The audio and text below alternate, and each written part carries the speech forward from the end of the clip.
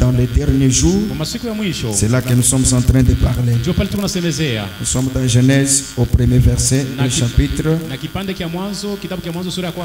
18 au premier verset. L'Éternel lui apparut parmi les chaînes de Mamré,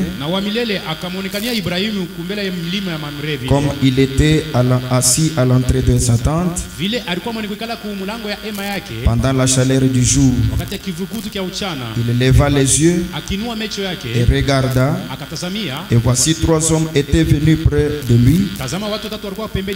Quand il les vit, il courut au devant d'eux depuis l'entrée de sa tente et se prosterna à terre. Et il dit, Seigneur, si j'ai trouvé grâce à tes yeux, ne passe point, je te prie, loin de ton serviteur. Permettez qu'on apporte un peu d'eau pour vous laver les pieds et reposez-vous sous cet arbre. Maintenant au verset 9. Moi je lis en sautant.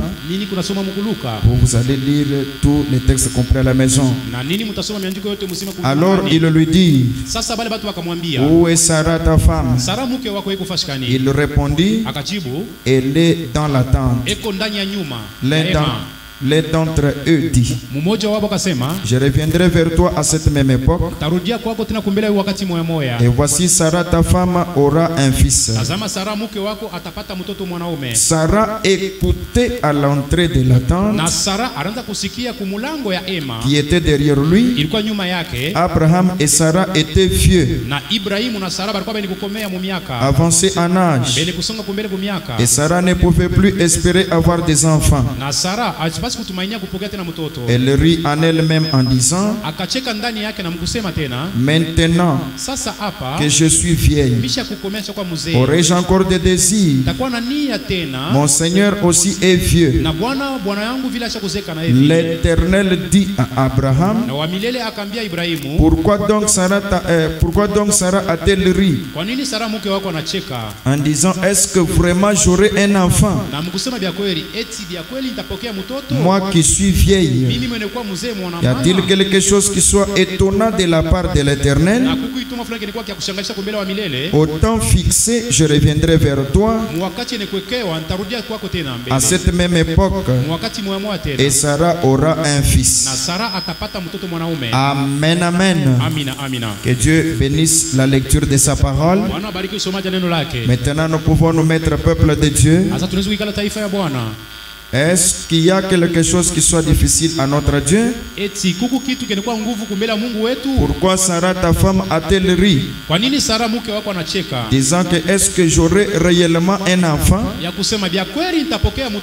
Nous sommes encore dans Luc chapitre 17, là où nous sommes toujours en train de lire. Nous voulons aussi récupérer nos bien-aimés qui n'étaient pas là au bout de la semaine, empêchés peut-être pour une cause juste. La Bible dit ceci, Luc 17 à partir du 27e verset. Les hommes mangeaient, buvaient, se mariaient et mariaient leurs enfants jusqu'au jour où Noah entrait dans l'arche. Le déluge vint et les fit tous périr. Ce qui arriva du temps de Lot arrivèrent pareillement. Or le temps de Lot, c'est le temps d'Abraham que nous venons de lire dans Genèse 18. Si vous continuez avec Genèse 18 jusqu'à la fin, vous verrez vers la fin là comment les anges sont allés chez Lot, parce qu'ils vivaient en même temps. C'était la même époque, c'était le même moment qu'Abraham était sous les chaînes de Mamré, et Lot avait choisi d'aller chez Sodome et Gomorrhe. Parce que là-bas, il y avait la joie. Maintenant, la Bible continue. Les hommes mangeaient, les hommes buvaient, achetaient, vendaient, plantaient, bâtissaient. Mais le jour où l'autre sortit de Sodome, une pluie de feu et de soufre tomba du ciel et les fit tous périr. Maintenant, verset 30, la Bible dit ceci: il lancera de même les jours où le Fils de l'homme paraîtra. Amen. Ici, nous étions dans la Bible sacrée du Seigneur. C'est là que nous venons de lire cela. Que le jour où le Fils de l'homme paraîtra, ce jour-là, Dieu ferait de mêmes choses comme les temps de Lot.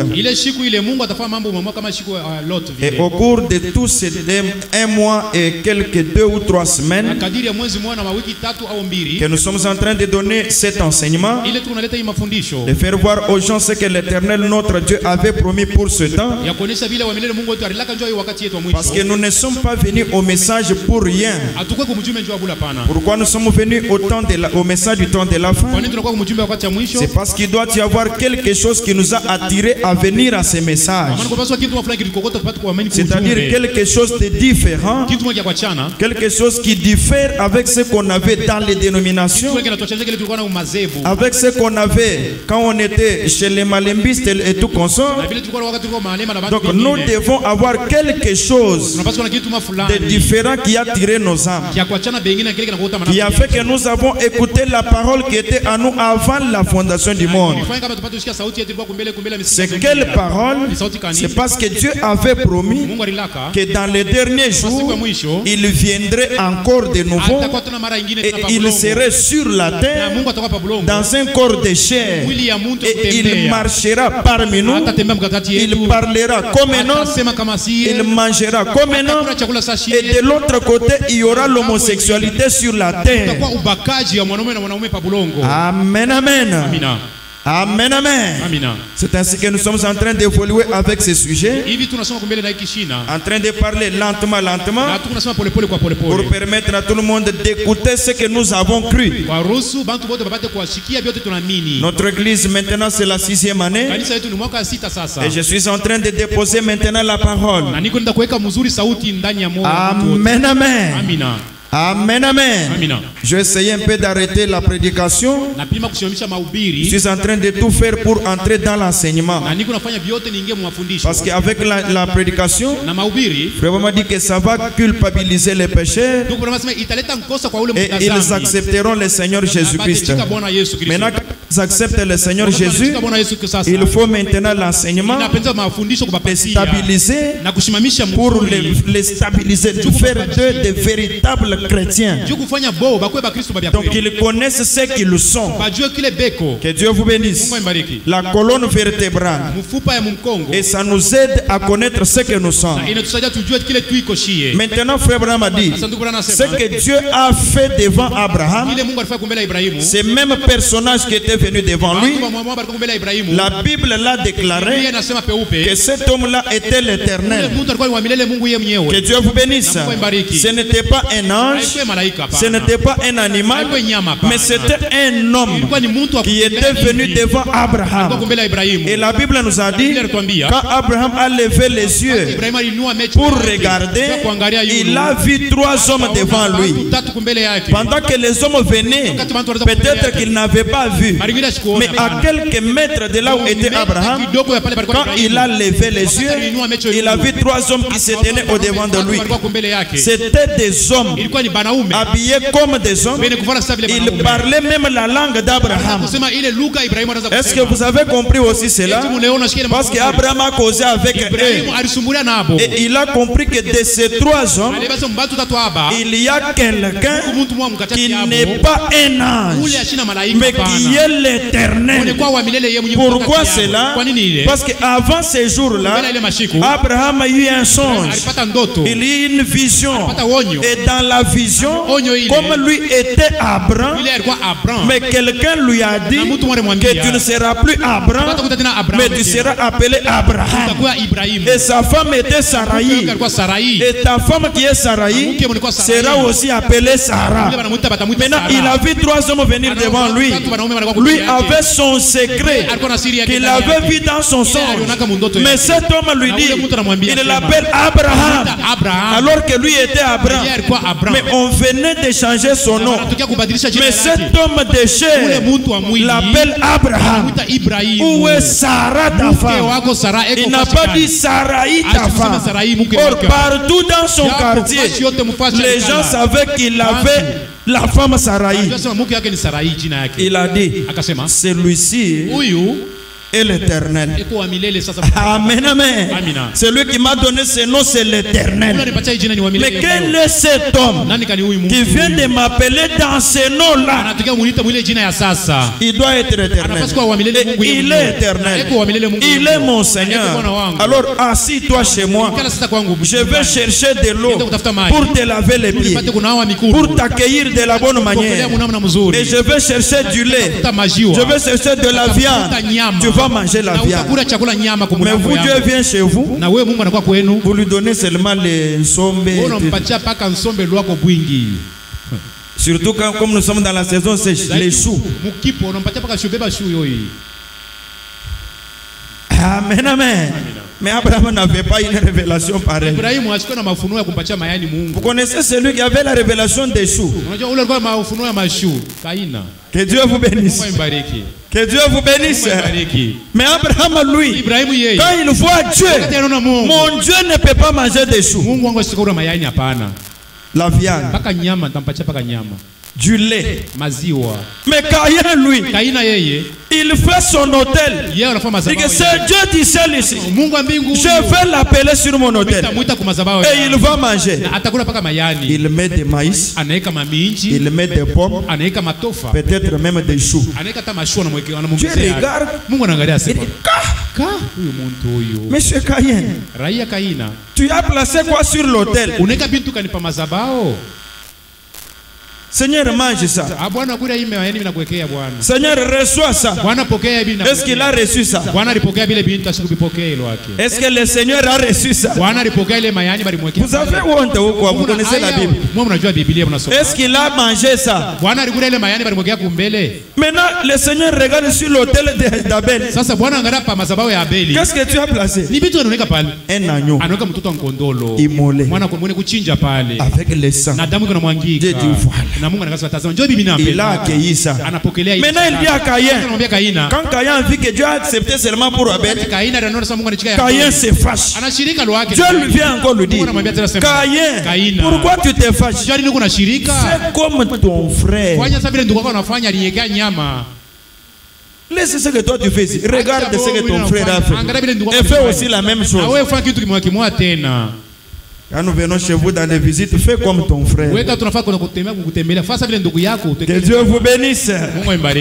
Que Dieu vous bénisse. Maintenant, frère Abraham dit ceci. Je relis d'abord quelque chose que nous avons vu au cours de la semaine. Même des citations pour rattraper nos bien-aimés qui n'étaient pas là. Nous sommes dans Dieu dévoilé. Parce que nous parlons de Dieu dans la chair humaine au temps du soir. Le même Jéhovah là de nouveau dans la chair humaine. N'ayez pas honte. N'ayez pas peur. Avaler. Que Dieu vous bénisse. Que Dieu vous bénisse. Avaler. Vous allez avaler ce matin, non? Nous, au cours de la semaine, nous avons avalé. Vous aussi, aujourd'hui, dimanche, il faut avaler. Quand nous allons étudier aujourd'hui, ayez l'habitude de vérifier celui qui est à côté de toi pour lui poser la question: es-tu de notre ou de nos ennemis? Je sais que Josué a posé comme question. Amen, amen. Dieu dévoilé. Nous sommes au point 82 de l'ordinateur. Et 83. Frère Branham a dit ceci. Qui est cette grande personne invisible? Qui est cette grande personne invisible? C'est qui alors? Qui était venu devant Abraham? C'était qui? Frère Branham a dit. Qui est celui qu'Abraham a vu dans des songes? Non, non, dans des visions. Qui est celui qu'Abraham a vu dans des visions? Avant qu'il ne vienne comme un homme, Abraham le voyait dans des visions. Maintenant, Abraham a dit, alors c'est qui? Mais au dernier moment d'Abraham, cette personne qui nous voyait dans des visions, Frère Branham a dit, il s'est manifesté en chair. Cet homme est manifesté en chair avant la venue du Fils. Le Fils promis d'Abraham, c'était Isaac. Avant qu'Isaac ne soit né, le Dieu qui donnait la promesse à Abraham est venu dans la chair humaine devant Abraham. Amen, amen. Amen, amen. Est-ce que nous aussi nous attendons le Fils? Notre Fils s'appelle le Seigneur Jésus-Christ. Il va venir aussi dans cette grande seconde venue. Je dis bien la grande seconde venue. Et quand il viendra, lui le Fils. Mais avant qu'il vienne, quelque chose doit d'abord se faire. Frère Branham a dit, mais au dernier moment, il s'est manifesté en chair avant la venue du Fils. Frère Branham a dit, Dieu lui-même est venu à Abraham sous la forme d'un homme au temps de la fin. Ce n'était pas Michael. Michael accompagnait Dieu. Ce n'était pas Gabriel. Gabriel accompagnait Dieu. Est-ce que c'est la vérité ça? Que Dieu vous bénisse. Est-ce que celui qui était venu chez Abraham était Dieu lui-même? Amen. Que Dieu vous bénisse. Est-ce que c'était Dieu lui-même? Pour Abraham, amen. Pour Abraham, disons tout ça. Amen. Maintenant, quand nous allons actualiser, il faut dire encore amen. Que Dieu vous bénisse. Vous pensez que c'était facile pour Abraham de voir un homme comme lui et l'appeler qu'il est Dieu? C'était difficile. Frère Branham a dit, il s'est manifesté dans la chair humaine.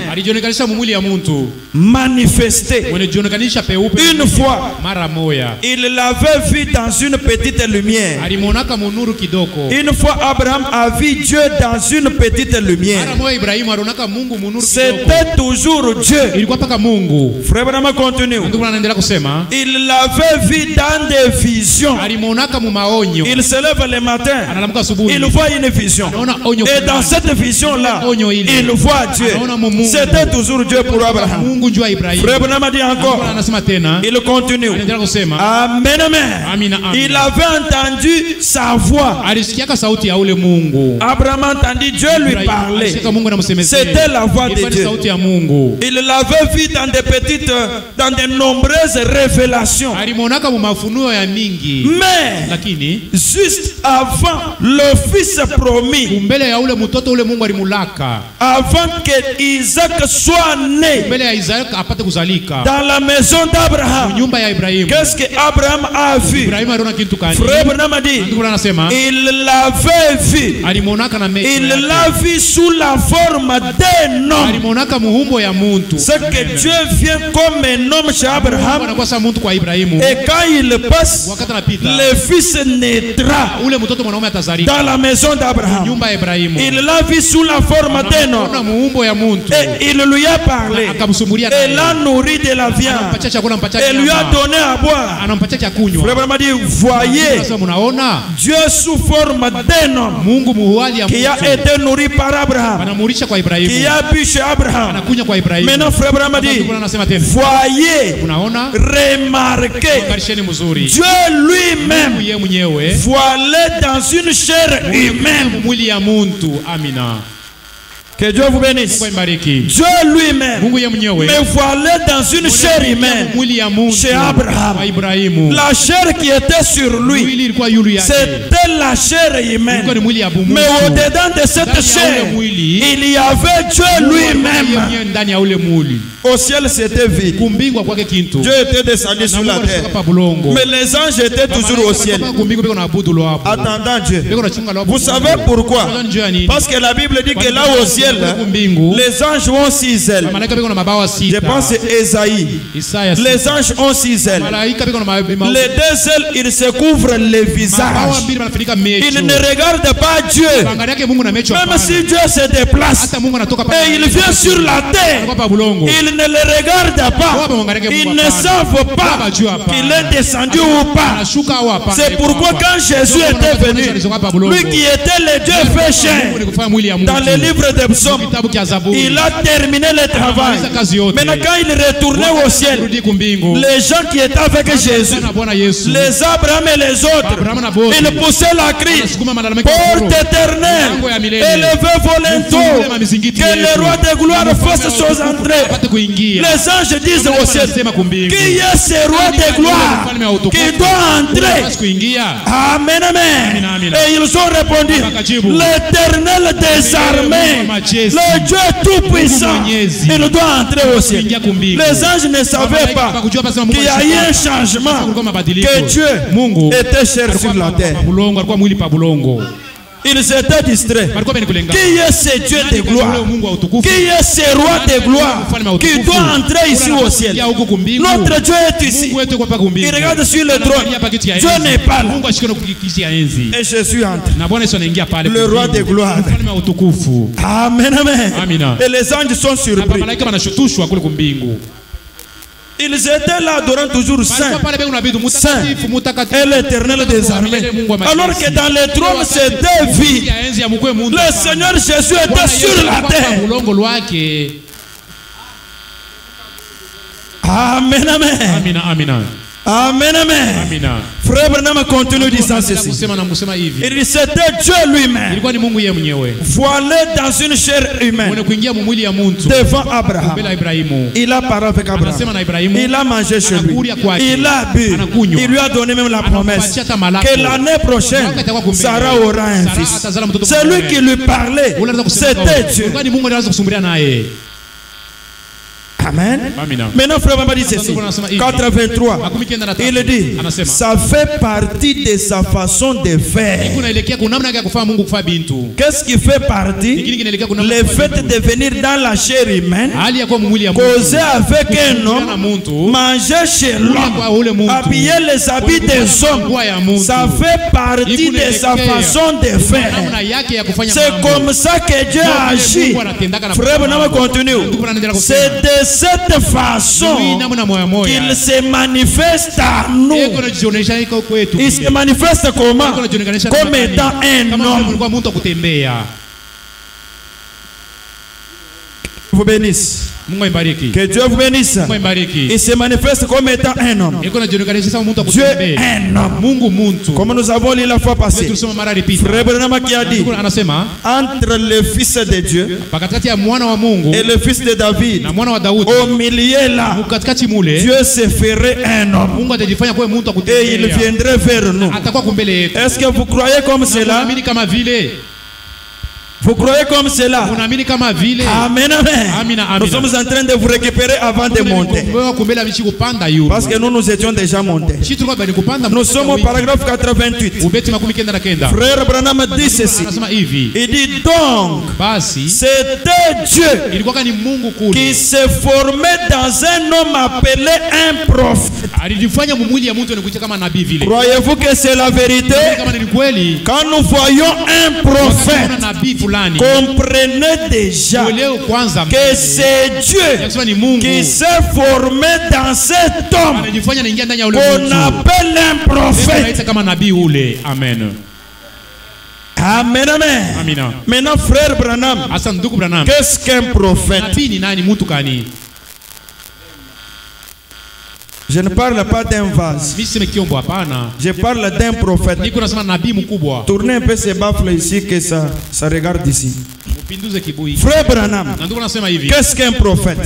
Parce que si tu dis que donc c'était Dieu qui s'est formé dans un homme appelé un prophète. Vraiment dit, voyez, et la parole du Seigneur venait à cet homme. À quel homme? L'homme dans lequel Dieu s'est formé. Au-dedans de cet homme-là, il y a Dieu. Même si vous vous refusez, c'est ce qu'il y a. Amen, amen. Amen, amen. C'est ce qu'il y a derrière là. C'est Dieu, mais dans un homme appelé un prophète. C'est ce que Dieu a fait. Frère Branham continue maintenant. Il nous dit maintenant ceci. Il dit alors, ce n'était pas les prophètes. Comme Dieu s'est formé en lui, ce n'est pas encore les prophètes. Maintenant c'est quoi, frère Branham? Parce que la parole d'un homme n'aura pas cet effet. Alors ce n'était pas les prophètes. Mais c'est quoi? Frère Branham dit les prophètes et le voile. Que Dieu vous bénisse. Que Dieu vous bénisse. Le prophète, lui, il a le voile. Je suis ici debout.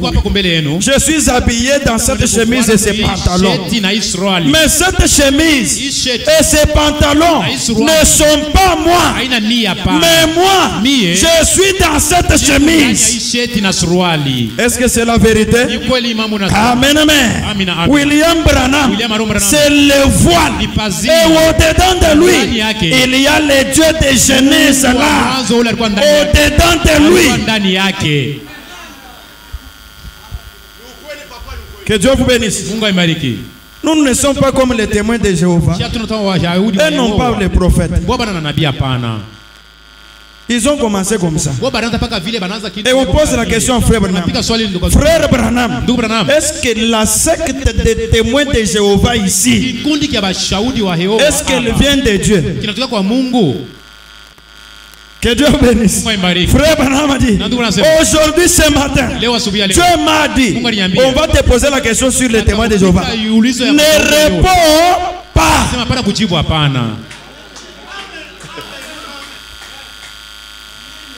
Mais c'est là que toi tu étais. Amen, amen. Amen, amen. C'est là que toi tu étais. Mais on n'a pas répondu. Ne réponds pas. Pourquoi? Frère Branham dit ceci. Les prophètes étaient les voix. Mais la parole de Dieu était Dieu. Au-dedans du prophète. Ce qui est là à l'intérieur, c'est Dieu.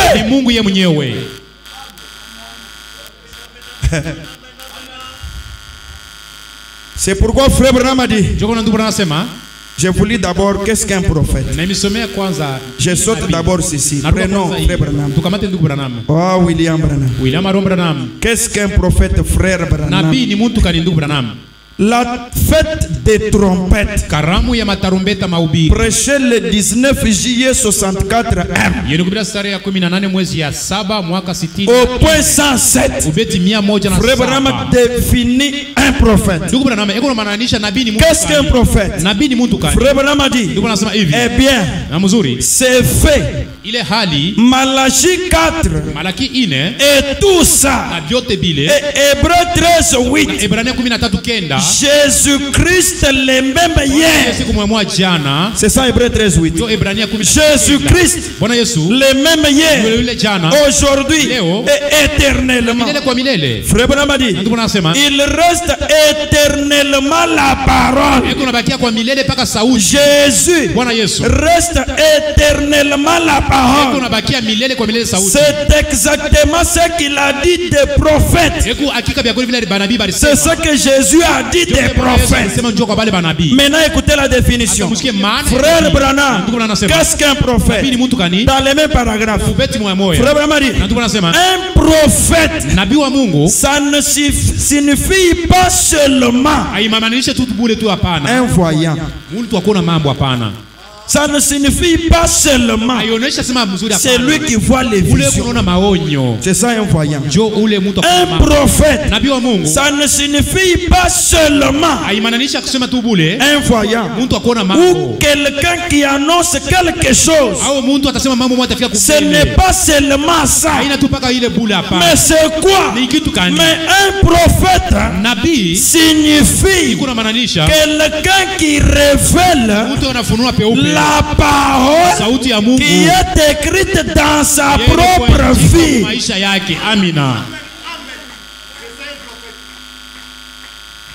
Amen, amen. Amen. Un prophète signifie quelqu'un qui révèle la parole. Mais cette parole-là est écrite dans sa propre vie. Amen. C'est que la parole de Dieu aujourd'hui, c'est frère Branham. Amen.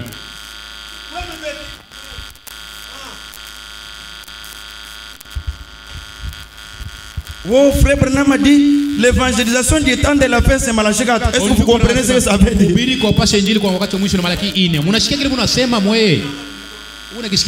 Il part à gauche, à droite. Comment ces gens vont comprendre?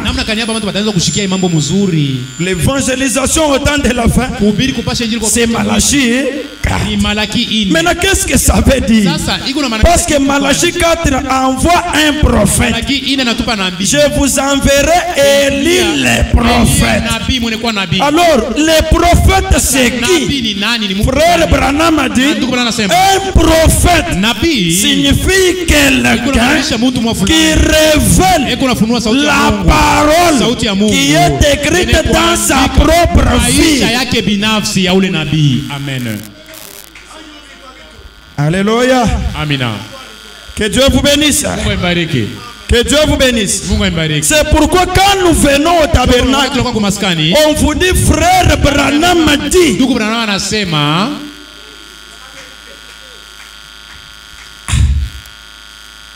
Il n'y a pas l'onction. Amen, amen. Donne à ton frère l'onction. Reçois l'onction. Reçois l'onction, mon frère. Frère, reçois l'onction. Qu'est-ce qu'un prophète? Un prophète, c'est quelqu'un qui révèle la parole de Dieu qui est écrite dans sa propre vie. Changeons X par sa valeur. Est-ce que frère Branham est un prophète? Est-ce qu'il est prophète? Maintenant je pose la question. Qu'est-ce que William Branham? C'est quelqu'un qui révèle la parole qui est écrite dans sa propre vie. Amen. Amen. Wewe bibi kuoshasi. Wewe unakuchoma moto pale, njoo kuichika amen. Ichika. Unzambi yemkutuma wewe profeta au kai uvusanga. Kama Mungu alikutuma wewe uwe nabii, pale ulifuramu hapo. C'est ça un prophète. Njoo nabii ule. Je ne parle pas du vase. C'est que quand je vois Branham marcher comme ça, c'est la parole de Dieu. S'il marche comme ça, c'est la parole de Dieu. Amen, amen. Amen, amen. Que Dieu vous bénisse. S'il dit maintenant écoutez, c'est que c'est Dieu qui dit maintenant écoutez. C'est la parole de Dieu. Je crée les écureuils. C'est la parole de Dieu.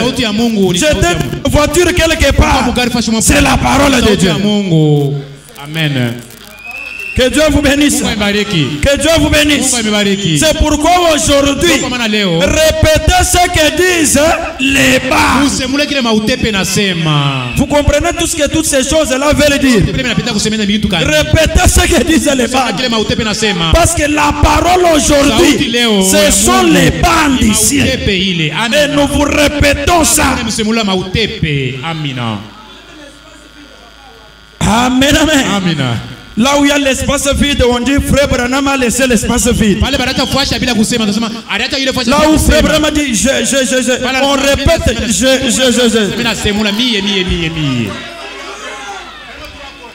Qui es-tu pour corriger les prophètes? Lui, les prophètes voient qu'ici il faut faire Maintenant, vous voulez compléter quoi? Amen, amen. Est-ce que vous comprenez ça? Pourquoi ça? Parce qu'un prophète, ce qui se fait dans sa vie là, c'est ça la parole de Dieu. Frère Branham a dit, dites aux gens ce que le Saint-Esprit a fait dans mon propre ministère. Amen. Il cherchait comment amener les gens à voir ça. Parce que c'est difficile de dire aux gens comme ça que c'est moi. Que Dieu vous bénisse. Que Dieu vous bénisse. C'est ça un prophète. Vous acceptez aussi cette révélation. Frère Branham continue. Il révèle la parole qui est écrite dans sa propre vie. Écoutez encore ce qui est difficile. Ses propres œuvres, les œuvres de ces prophètes-là, révèle et confirme la parole de ces jours-là. C'est ça un prophète. Les œuvres de ces prophètes révèlent et confirment la parole de Dieu de son jour-là. Et refuser ça, c'est refuser Dieu. C'est refuser la parole de Dieu. Oh, Branham a des erreurs. Est-ce que la parole de Dieu peut avoir des erreurs?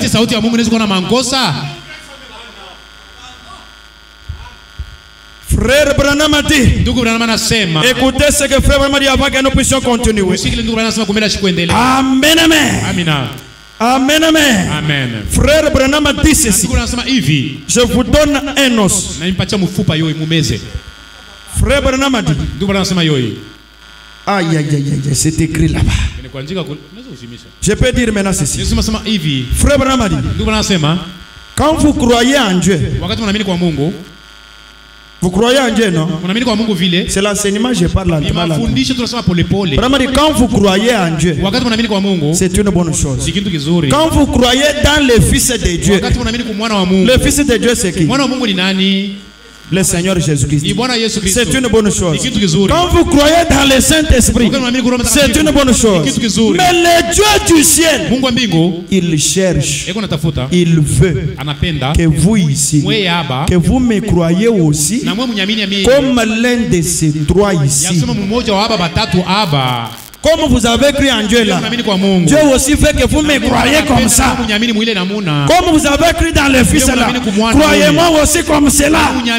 Comme vous avez cru dans le Saint-Esprit, croyez-moi aussi comme ça.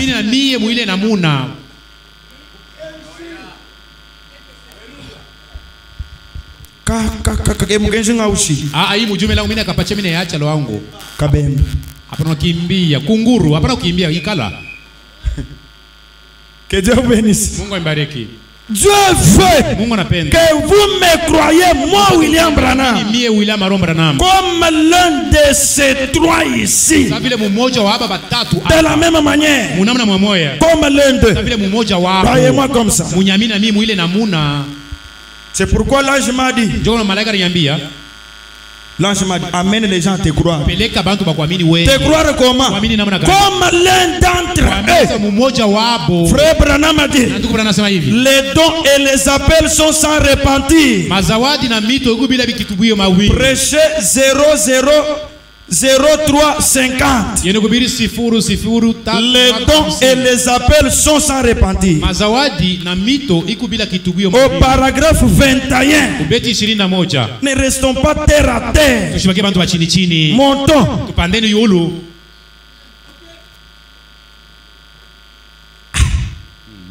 Frère Branham dit au paragraphe 21, il m'avait dit que si j'amenais les gens à me croire, c'est ça la commission de cet âge, amener les gens à croire frère Branham. Est-ce que vous croyez frère Branham? Ceux qui croient frère Branham disent amen. Les sœurs qui croient frère Branham disent amen. Celles qui ne croient pas frère Branham disent non.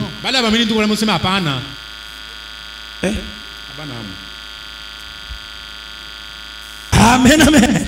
Mais frère Branham a dit, je dis bien les dons et les appels sont sans repentir. Paragraphe 21 de l'ordinateur. Moi je n'aime pas trop parler dans l'enseignement, mais je vais parler les prophètes. Paragraphe 21 il dit ceci, il m'avait dit que si j'amenais les gens à me croire, frère Branham ajoute, cela me semble étrange de devoir vous dire de croire à moi. Lui Dieu m'a dit de vous dire vous, de me croire moi frère Branham. Maintenant à mon niveau frère Branham, ça me semble étrange de vous dire vous, de croire à moi. C'est difficile de vous dire ouvertement comme ça que croyez-moi. Frère Branham dit, il est dit, n'êtes-vous pas supposé croire en Dieu? Est-ce que vous croyez en Dieu? Croyez-vous en Dieu? Acclamons pour le Seigneur Dieu, le Seigneur Jésus-Christ. Maintenant frère Branham dit, il commence maintenant. Vous devez croire cela. Vous devez. On ne demande pas votre permission. Vous êtes obligés de croire cela. Frère Branham continue. Il dit ceci, croyez en Dieu. Vous devez croire en Dieu. Croyez en Christ. Vous devez croire en Christ. Et croyez au Saint-Esprit. Vous devez croire au Saint-Esprit. Frère Branham dit, alors après avoir cru en eux tous, après avoir cru en Dieu, après avoir cru en Christ, après avoir cru dans le Saint-Esprit, après avoir cru en eux tous, frère Branham a dit, Dieu veut que vous me croyez.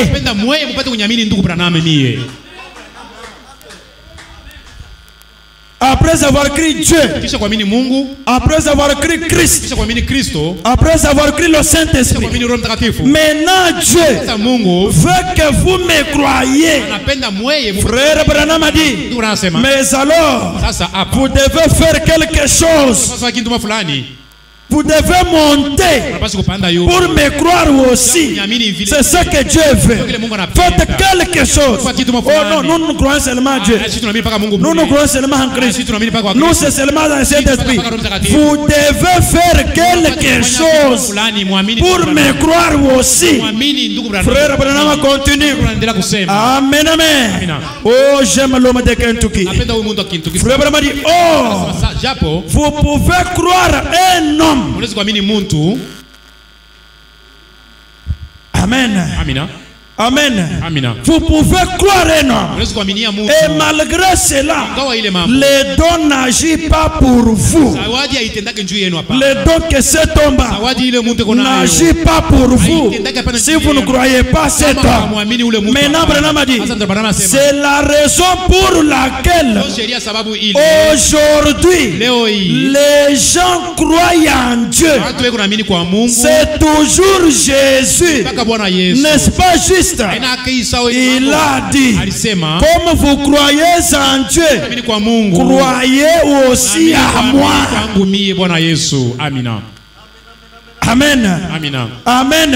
A-t-il dit cela? Comme vous croyez en Dieu, frère Branham continue. Comme vous croyez en Dieu, croyez en moi. Ce n'est que de cette façon qu'il peut aider les gens. Quand ils croient, Branham dit, eh bien, je veux. Maintenant, moi, Branham, quand les gens croient tout ça, maintenant, je veux que vous me croyez, que vous croyez à moi comme l'un, comme dans l'un d'eux.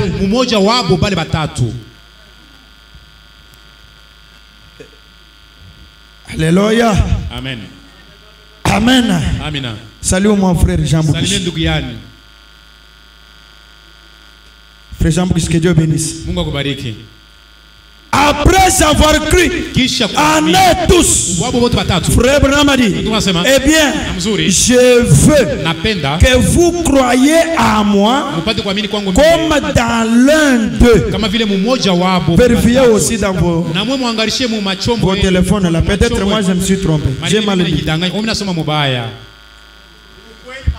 C'est la vérité. Hein? C'est que je prends Dieu le Père. Je crois de tout mon cœur dans Dieu le Père. Le Père de notre Seigneur Jésus. Je prends Dieu le Fils. Celui qui est à l'objet du calvaire. Le parfait Seigneur Jésus. Oh, qui m'a sauvé. Je crois en lui. Je crois le baptême du Saint-Esprit que j'ai dans mon âme. De mon cœur. Après avoir écrit tous ces trois, frère Branham a dit, Dieu du ciel, il veut aussi que vous croyez frère Branham comme l'un des deux, trois là. Qui croit comme ça? Moi je crois. Du côté des sœurs, qui croient aussi comme ça? Regardez les mains de nos sœurs. Je ne sais pas si c'est vrai ou faux. Levez les mains, soyez, montrez votre couleur. Voilà. Les enfants de Dieu sont là. Ils croient frère Branham comme l'un de ces trois là.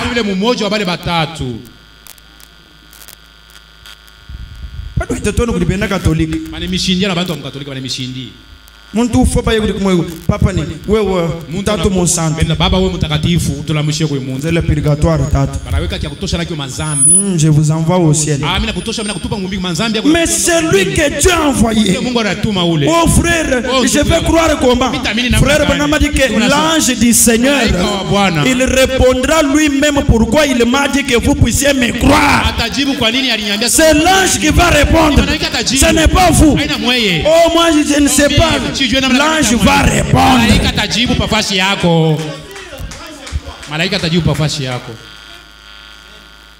Que Dieu vous bénisse. Vous frères, moi j'ai peur. Non, ce n'est pas votre affaire. C'est l'ange qui a dit à frère Branham, amène les gens à te croire. Et quand les gens me croient, frère Branham a dit, le même ange là, il va lui-même répondre pour m'avoir dit d'amener les gens à me croire.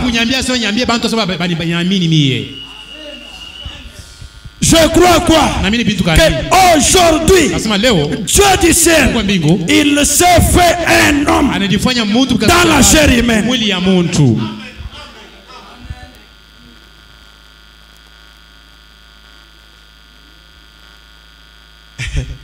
Frère Patient, ndugu Patient, tosha mkono kwa machafu.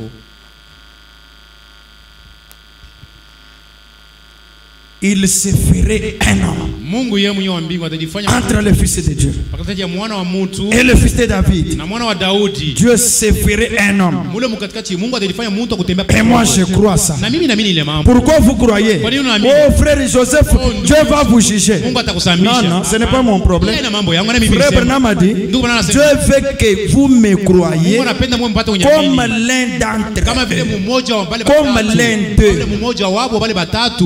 C'est vous qui connaissez comment vous croyez Dieu, comment vous croyez Christ et comment vous croyez le Saint-Esprit. Ne faites pas l'injustice. Croyez-le comme l'un d'eux.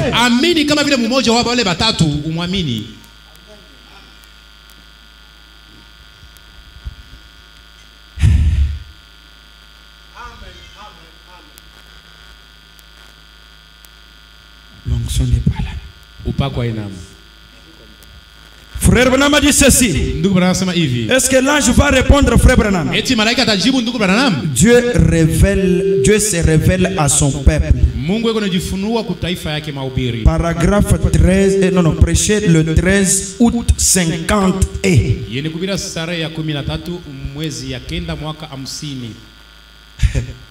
Que Dieu vous bénisse. Que Dieu bénisse. Dieu se révèle à son peuple. Prêché le 13 août 50. Est-ce que vous l'avez trouvé? Vous avez trouvé aussi? Voilà. Allons au paragraphe 65 de l'ordinateur. Frère Branham a dit, maintenant, il n'y a qu'une seule chose que je puisse dire. Dire quoi, frère Branham? Un être surnaturel. C'est que son nom, je ne connais pas. Je ne connais pas le nom de cet être surnaturel. Je ne connais pas son nom. Mais frère Branham a dit, c'est lui qui me parle. Cet être-là, c'est lui qui me parle. Virgule. Dieu, virgule, qui connaît, se tient ici devant moi. Amen. Dieu qui connaît toutes choses. Pendant que je vous parle, frère Branham a dit, c'est Dieu là, se tient ici devant moi. Croyez-vous que Dieu était devant frère Branham? Amina. Maintenant, pendant qu'il se tenait là, écoutez ce frère Branham a dit, le Dieu qui connaît se tient ici devant moi. Et la Bible est posée ici. Il veut jurer. Il veut jurer. Il dit, Dieu est ici devant moi. Si vous ne le voyez pas, moi je suis prophète. Je le vois, il est ici devant moi. Et sa Bible est ici posée ici. Maintenant, frère Branham a dit, il sait que c'est la vérité. Le Dieu qui se tient ici, il sait que ce que je vais dire, c'est la vérité. Qu'est-ce que la vérité? Frère Branham a dit, cet être surnaturel m'a dit. Il m'a dit quoi? Il a dit que si j'amène les gens à me croire, alors même pas le cancer ne résistera à la prière. Frère Branham a dit, eh bien, c'est ce qu'il m'a dit. Il aura à répondre de cela devant Dieu. Lui, l'ange qui m'a dit là, il aura à répondre de cela devant Dieu pour m'avoir dit d'amener les gens à me croire. Frère Branham continue. Maintenant, moi, frère Branham, j'aurai à répondre de la vérité que je connais. J'aurai à répondre de la vérité de ce que je connais. Frère Branham, lui, va répondre seulement pour ce qu'il connaît. Mais pour le fait d'amener les gens à croire, frère Branham, comme l'un d'eux, quand on ira au ciel, c'est l'ange du Seigneur qui va répondre pour ça.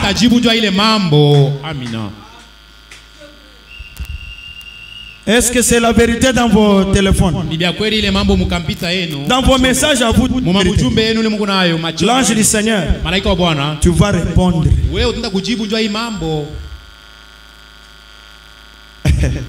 Alors comme lui va répondre, moi je crois à toute vitesse. Que Dieu vous bénisse. Dieu est devant frère Branham. La Bible est posée derrière chair. Et il engage Dieu. Que Dieu sait que c'est la vérité. Et l'être surnaturel m'a dit d'amener les gens à me croire. Amen, amen. Et cet ange-là aura répondre de cela. Qu'il m'a dit de faire et de dire amen, amen. Frère Branham m'a dit, et je sais que des centaines de cas avec des preuves irréfutables des médecins, des cas qui étaient au dernier stade, des gens qui se mouraient. Vous semblez être une personne en bonne santé. Amen, amen. Tous ces gens-là, ces malades là, quand tu l'engageais cette commission, croyez-vous que je suis le prophète de Dieu? Et les gens disaient amen. Et la maladie quittait.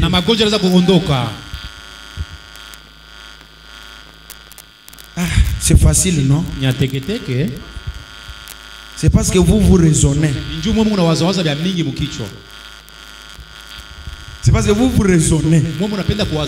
Mais Branham yeye William Branham, il révèle cette parole qui est écrite dans sa propre vie. Toi, tu croyais le message comme un malembiste. Tu viens, tu ne connais pas ce que tu crois. Mais quand on chante, mais quand Jésus vient, il vous dit que aujourd'hui, je suis dans cette chair humaine. Et croyez-moi comme cela. Et vous refusez. Amen, amen. Amen, amen. Amina, amina. Qu'on arrête cet enseignement.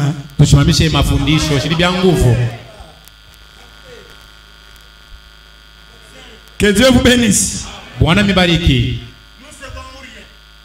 Que Dieu bénisse. Le Dieu du ciel, il veut que quand je crois Dieu le Père, Dieu en Christ, Dieu dans le Saint-Esprit, il veut que vous me croyez aussi, mon frère Branham, comme l'un de ces trois. Est-ce que vous avez l'écriture? Oui, monsieur. Les dons et les appels sont sans repentir.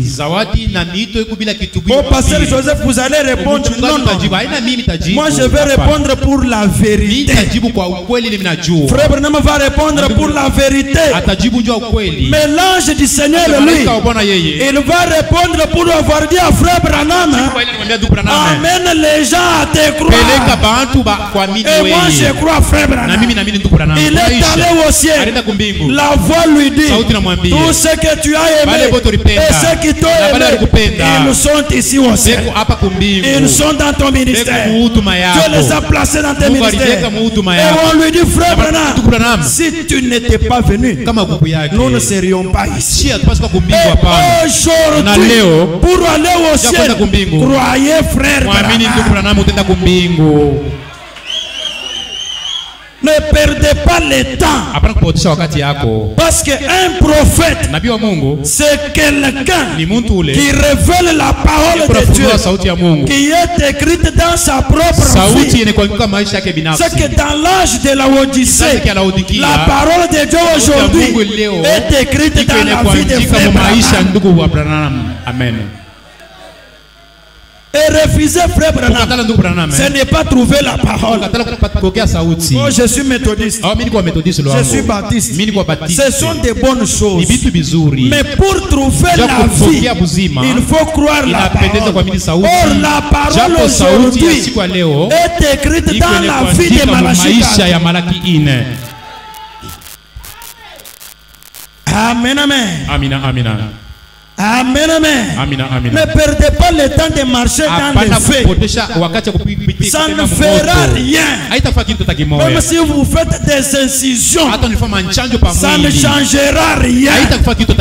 Mais si vous croyez dans cette parole, vous aurez la vie. Alléluia. Amina. La parole est écrite dans la vie de frère Branham.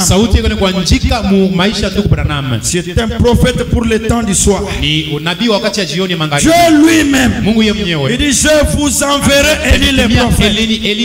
Il n'a pas dit je vous enverrai les pasteurs. Il n'a pas dit je vous enverrai l'évangéliste. Mais il dit dans Malachie 4, je vous enverrai Élie le prophète. Et qu'est-ce qu'un prophète? C'est un homme qui révèle et qui confirme la parole de Dieu qui est écrite dans sa propre vie. Si vous voulez connaître la parole de Dieu aujourd'hui, voyez le début de Branham, voyez jusqu'à sa fin. C'est ça la parole de Dieu. C'est pourquoi nous vous disons, quand frère Branham était né, les mêmes signes qui étaient arrivés du temps de Jésus est arrivé à la naissance. Amina.